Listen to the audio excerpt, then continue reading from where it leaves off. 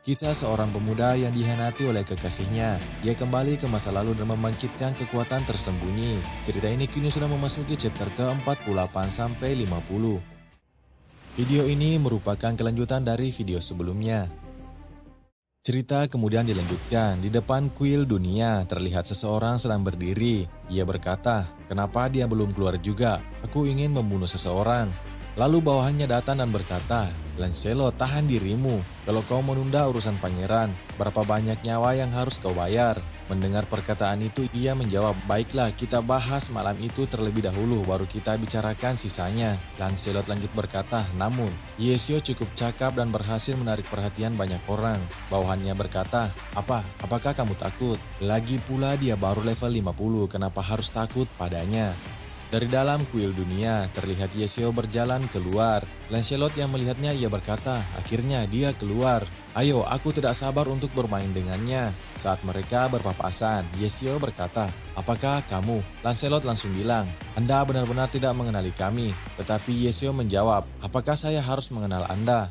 Saya petugas penegak hukum di kantor kekaisaran. Saya dengar beberapa orang belum mendaftar ke dinas kebersihan kota. Saya datang ke sini atas permintaan Pangeran Karami untuk menjalani ujian kuil dunia." Betapa Agung muncul, ia berkata, "Ini keterlaluan. Orang-orang tribunal bahkan berani memperluas jangkauan mereka ke kuil dunia kita. Betapa arogannya mereka." Betapa Agung lanjut berkata, "Tuan Yesio, Anda telah melewati ujian Abyss level 50 dan merupakan teman kuil dunia." Ia lanjut bertanya kepada Lancelot, "Apa yang membawa kamu ke sini?" Mendengar ucapan itu, Lancelot sangat terkejut. Ia berkeringat dingin. Bukankah ini pertama kalinya Yesio di ibu kota? Kenapa dia menjadi teman kuil dunia? Ia lanjut menjelaskan, "Kami di sini." Dan bawahannya lanjut berkata, "Kami datang ke sini atas permintaan Pangeran Karami untuk menyampaikan berkat tulus kami kepada Viscount Nightfrost, pahlawan kekaisaran." Mendengar itu, Lancelot hanya terdiam.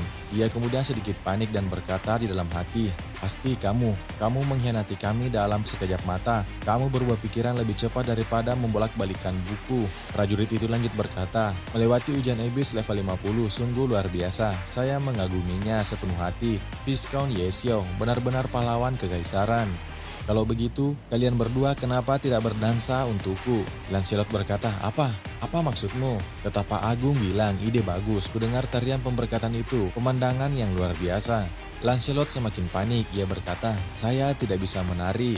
Prajurit sebelumnya juga berkeringat dingin, ia berkata, Tidak, kita lewati saja tariannya." Yesio bilang, "Para tetua, nampaknya mereka enggan menarik untukku." Betapa Agung terlihat kesal, ia berkata, "Apa?" Dalam kondisi terdesak di dalam hati, Lancelot berkata, "Aku sangat membencinya." Lalu ia berteriak, "Lompat saja." Dan prajurit di sampingnya terlihat bingung. Yesio kemudian berkata, "Tunggu." Saat Yesio berkata tunggu, prajurit itu salah sangka. Ia berkata, "Aku tahu Tuan Yesio tidak akan mempersulitku." Akan tetapi Yesio berkata, "Pergilah berdansa di jalan, ada banyak orang di sana." Sontak saja prajurit itu dan Lancelot sangat terkejut dan berkata, "Apa?"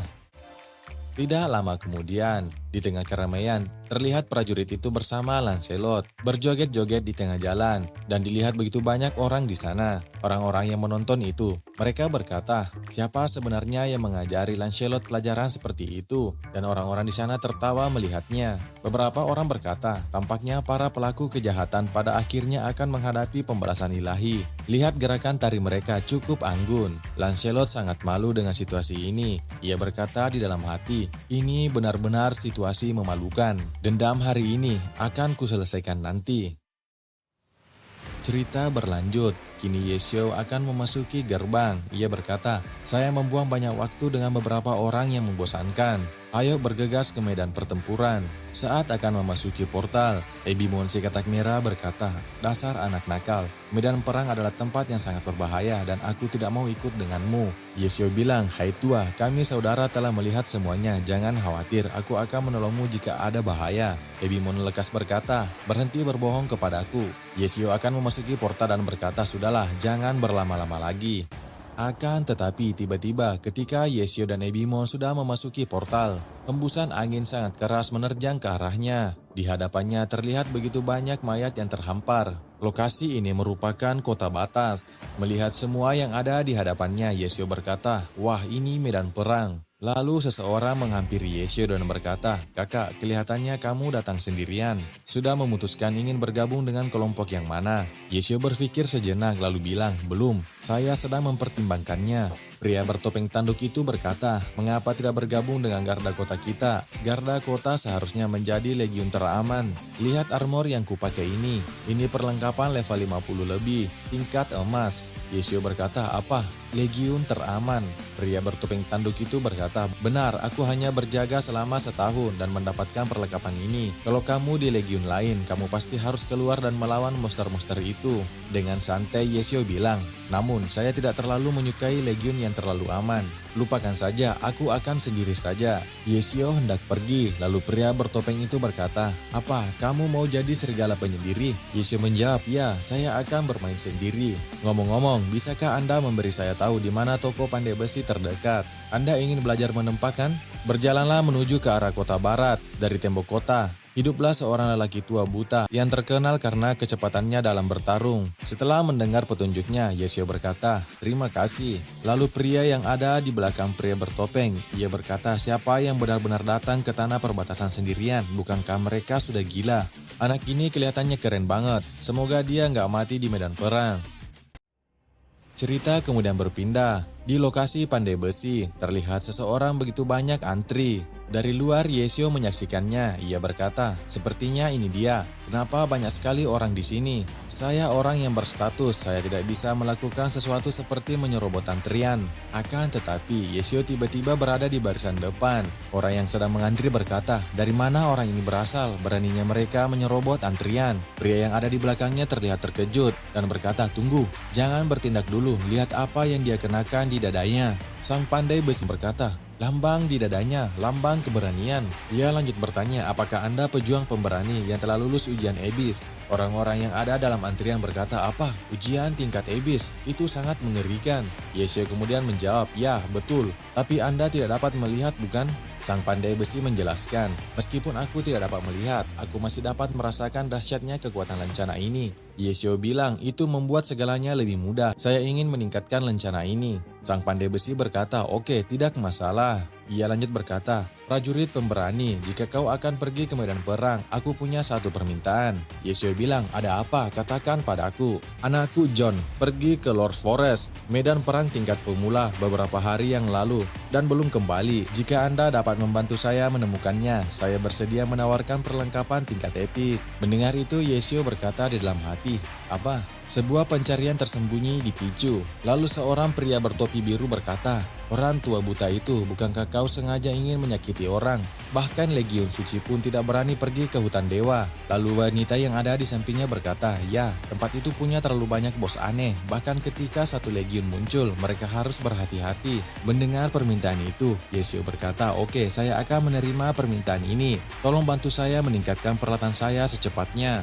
Notifikasi sistem kemudian muncul. "Anda telah menerima misi tersembunyi, yaitu menemukan keberadaan John yang berada di dalam hutan." Pandai besi itu berkata, "Benarkah? Terima kasih banyak. Saya akan segera meningkatkan lencana Anda." Tak lama kemudian, peningkatan selesai. Orang-orang yang melihatnya berkata, cahaya itu pasti merupakan benda tingkat epik kan? Kok bisa? Ini pasti peralatan legendaris." Sang pandai besi kemudian memberikan kembali lencana dan berkata, "Prajurit pemberani, ini lencanamu." Dan diperlihatkan deskripsi dari lencana tersebut. Merupakan lambang heroik tingkat legendaris. Bukti sang pejuang hanya mereka yang telah melewati ujian tingkat ebis yang berhak mendapatkannya. Atribut dasar meningkat 800, resistensi elemen plus 8%, serangan heroik pasif. Saat kesehatan target di bawah 50%, kerusakan yang akan diberikan kepada mereka meningkat sebesar 20%. Melihat deskripsi dari lencananya, Yesio bilang, "Luar biasa, kekuatan batu heroik ini bahkan lebih kuat daripada yang kubayangkan. Atribut lambang heroiknya telah ditingkatkan secara signifikan. Kalau begitu, aku pergi sekarang. Aku akan pergi ke hutan dewa untuk membantumu menemukan putramu." Sang pandai besi berkata, "Oke, terima kasih." Orang-orang yang ada dalam antrian berkata, "Dia tidak akan benar-benar pergi ke hutan dewa sendirian, bukan?" Lalu pria yang bertopi biru berkata, "Entahlah, tapi kurasa dia tidak sebodoh itu. Lagi pula, dia cuma bilang mau cek keberadaan John kalau bisa, bukan berarti dia gegabah." Pria berjubah di sampingnya berkata, "Iya betul, masuk akal."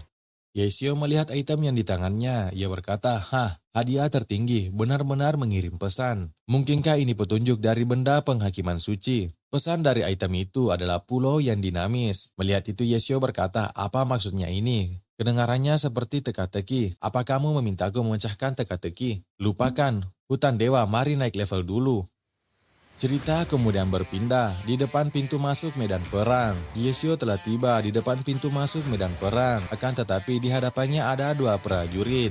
Prajurit itu berkata, registrasi diperlukan untuk memasuki medan perang. Yesio pun mendaftarkannya dan prajurit itu berkata, pendaftaran selesai, ini token Anda. Prajurit lainnya menjelaskan saat memasuki kota batas Anda harus membawa token Anda setiap saat. Hanya dengan membunuh makhluk aneh, Anda akan mendapatkan poin pertempuran. Yesio berkata, oke, saya mengerti. Yesio kini berjalan memasuki gerbang perang. Prajurit yang melihatnya berkata, dari mana datangnya pria hebat ini yang pergi sendirian? Temannya kemudian berkata, berkelana solo di medan perang. Apa aku berhalusinasi? Bukankah ini bunuh diri yang nyata? Yesio kini sudah memasuki area perang, medan perang dunia. Yesio berkata, wah sungguh sunyi. Akan tetapi, segerombolan monster muncul. Begitu banyak monster yang muncul, dan jenisnya pun berbeda-beda. Yesio terkejut dan berkata, begitu banyak makhluk aneh yang tiba-tiba muncul, dan semuanya level 50 ke atas. Medan perang ini sungguh bukan tempat biasa. Yesio kemudian memanggil makhluk panggilannya. Keluarlah. Seketika Immortal Phoenix muncul, memancarkan energi api yang sangat kuat. Kekuatannya memecah langit. Ia menyerang secara brutal menggunakan semburan apinya. Serangannya sangat kuat, sehingga monster-monster yang ada di hadapannya tak mampu menyerang balik. Tiap serangan yang diberikan menghancurkan para monster yang ada di hadapannya. Dan setiap monster yang dikalahkan memunculkan sistem nilai pertempuran plus 20. Lalu sebuah ledakan terjadi dan semua monster dikalahkan.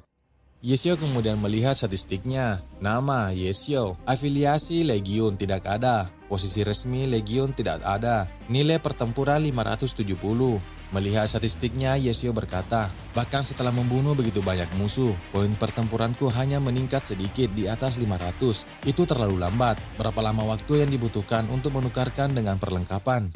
Akan tetapi, tiba-tiba sesosok bos monster elit muncul. Yesio tertawa dan berkata, bos elit, aku akan dapat lebih banyak poin pertempuran sekarang kan? Kemunculan bos elit membangkitkan semangat bertarung Yesio. Yesio kemudian memanggil makhluk summonnya, keluarlah. Dan seketika, makhluk panggilan naga muncul. Yesio berkata kepada sang naga, Xiao Hui serang, jangan beri ampun. Seketika sang naga bergerak menyerang bos monster elit. Cerita kemudian berpindah. Terlihat seorang pria berhasil mengalahkan monster. Kalau ini aku benar-benar kaya, aku berhasil membunuh bos tingkat elit. Kita perkenalkan, pria ini bernama Tolfin. Tolfin tertawa karena berhasil mengalahkan bos tingkat elit. Ia berkata, dengan perolehan hari ini, peringkat prestasi pertempuranku seharusnya bisa menembus 1000 teratas bukan? Saat Tolfin membuka leaderboard, ia melihat nama Yesio ke 1000 dan tempat ke 1001 babar. Lalu ia, tempat ke 1002, Tolfin. Ia terkejut dan berkata, apa ini? Dari mana Yesio berasal? Tak lama kemudian Tolfin terkejut. Ia berkata, kenapa nama Yesio menghilang lagi? Apa ada bug di peringkatnya? Tolfin berkata, babaru itu masih peringkat 1000. Apakah dia juga membunuh bos tingkat elit? Kembali ke dalam pertempuran Yesio. Yesio kini memanggil makhluk summonnya, Immortal Phoenix yang bernama Xiao Luo. Sang burung Phoenix menyerang secara brutal menggunakan serangan apinya. Serangan demi serangan dilancarkan mengenai bos monster tingkat elit. Serangan itu sangat kuat sehingga bos tingkat elit dikalahkan dengan mudah. Notifikasi sistem muncul. Beastmaster Xiao Luo telah naik ke level 49 dengan kekuatan plus 100, konstitusi plus 100, semangat dan kelincahan plus 100. Melihat notifikasi sistem, Yesio berkata, bagus, ditingkatkan. Aku hampir mencapai 100.000 poin pertempuran. Yesio lanjut berkata, Xiao Luo, Xiao Hui, lanjutkan pertempuran. Di tempat yang lain, sebuah pengumuman secara global diperlihatkan. Orang-orang melihat pengumuman tersebut. Pengumuman dunia, pemain Yesio dari Kerajaan Xia Agung berhasil masuk 100 besar peringkat merit medan perang, alam level 50, poin zona perang plus 1. Orang-orang yang melihat pengumuman itu berkata, siapa sebenarnya Yesio ini? Lalu pria yang di belakang berkata, ya luar biasa dalam waktu kurang dari setengah hari. Nilai pertempuran telah mencapai 100.000. Jika ini terus berlanjut, tidak akan sulit bagi Yesio untuk masuk 10 besar. Orang-orang yang melihat leaderboard di daftar peringkat prestasi pertempuran. Orang-orang berkata, Yesio ini sudah masuk 100 besar, terlalu cepat. Dia hampir tak terbendung. Pria memegang kapak berkata, saya baru-baru ini mendengar bahwa itu adalah Yesio yang terkenal dari kerajaan Xia Agung. Berpindah di lokasi kota utama Fengye, orang-orang terkejut dan berkata, wah, peringkat atribut permanen, jadi ini gunanya poin zona perang. Ini sungguh mengagumkan. Luar biasa, mereka baru saja memasuki ibu kota dan peringkat prestasi pertempuran mereka sudah naik beberapa tingkat. Hanya dapat dikatakan bahwa seorang tokoh besar benar-benar sesuai dengan reputasinya. Dia bersinar kemanapun dia pergi. Cerita kemudian berpindah di lokasi hutan dewa. Kini Yesio dan Ebimon telah sampai di hutan dewa. Ebimon bilang, "Hai nak, aku merasa ada yang aneh dengan hutan ini." Dengan santai Yesio menjawab, "Ebimon, jangan gugup. Hutan penguasa seharusnya berisi beberapa bos penguasa. Ayo kita lihat."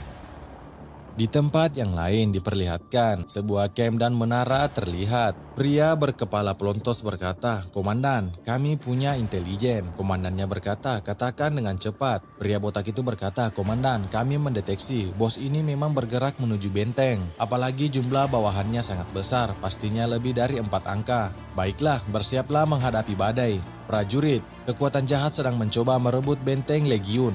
Kita harus mempertahankan kehormatan tentara ketiga, pertahankan kejayaan tentara ketiga." Dan di balik pepohonan terlihat begitu banyak monster. Salah satu prajurit berkata, "Pemimpin, lihat, bos telah menyerang. Skala ini sungguh tak terbayangkan." Segerombolan monster kijang mendatangi benteng mereka. Monster itu menerjang langsung menyerang para prajurit dan membuatnya terlempar. Mereka berkata, "Itu rusa besi hitam bersirah es. Cepat bertahan." Sejumlah besar rusa besi hitam bersirah es menyerang perkemahan. Apakah rusa besi kegelapan es ini sudah gila? Pemimpin yang ada di atas benteng berkata, "Rahan, pimpin legiun penjaga perisai dan pertahankan secara berkelompok. Ingat, jangan pernah berhadapan langsung dengan yang tak terlihat. Lei, pimpin pasukan pemanah dan serang balik dari jarak aman." Bawahannya berkata, "Siap, perintah diterima." Pasukan pemanah kini menyerang para monster. Serangan demi serangan dari pasukan pemanah mengenai monster rusa dan berhasil mengalahkan beberapa ekor monster. Sang bos yang ada di atas menara berkata, "Benar, terus tembak. Mereka sudah mulai mundur." Lalu pria botak di belakangnya berkata, "Komandan, tunggu, lihat." Setelah beberapa monster rusa dikalahkan, kini dari dalam hutan muncul sesosok bos monster rusa besi hitam bersirah es. Mereka berkata, "Bos ini sangat aneh." Komandan pasukan yang ada di atas menara berkata, "Bertahan, siaga tinggi, cepat." Semua pasukan siaga tinggi. Para pasukan terkejut dan berkata, "Sangat menakutkan, bos monster itu datang. Ini pertama kalinya dalam hidupku aku melihat monster sebesar itu." Sekian alur cerita hari ini, semoga terhibur dan sampai jumpa di chapter selanjutnya.